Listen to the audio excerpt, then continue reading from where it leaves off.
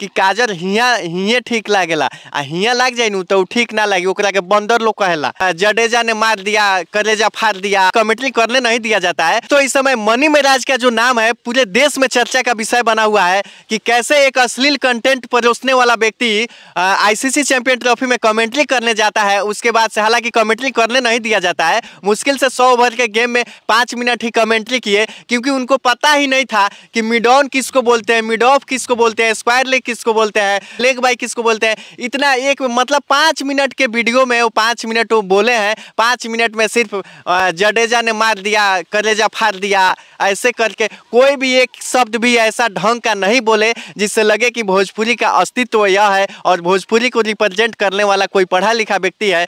उसी के चलते भारत और न्यूजीलैंड के बीच मैच हुआ, उसमें भी उनको इन्वाइट नहीं किया गया। उसके बाद से भारत और ऑस्ट्रेलिया का मैच हुआ, उसमें भी इन्वाइट नहीं किया गया। और हमको नहीं लगता है कि 9 मार्च को जो फाइनल होने वाला है उनको इन्वाइट किया गया है, क्योंकि कहा गया है ना कि हई काजर, भोजपुरी में एगो कहावत बा कि काजर हिया हिये ठीक लागेला आ हिया लाग जाए नु तो ठीक ना लगी, ओकरा के बंदर लोग कहेला।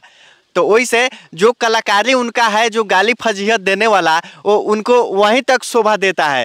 भोजपुरी जैसे मंच पे आकर के जो देश को रिप्रेजेंट करने के मंच जो मिला हुआ है कि हाँ आपके भाषा को, आपके आवाज़ को लोग सुन रहे हैं, तो वहाँ पे जाके ऐसे उलूल जुलूल मत हरकत कीजिए। आप लोगों को मनी मेराज का जो अश्लील कंटेंट पसंद आता है तो आप लोग कमेंट कीजिए कि हाँ पसंद आता है। अगर आप लोग चाहते हैं कि हाँ कि ऐसे ही अश्लील कंटेंट वाले के चलते हमारे जो पीढ़ी है वो बर्बाद हो रही है, वो देख करके बच्चे उस जैसे हरकत कर रहे हैं, तो आप लोग कमेंट में ज़रूर सुझाव दीजिए।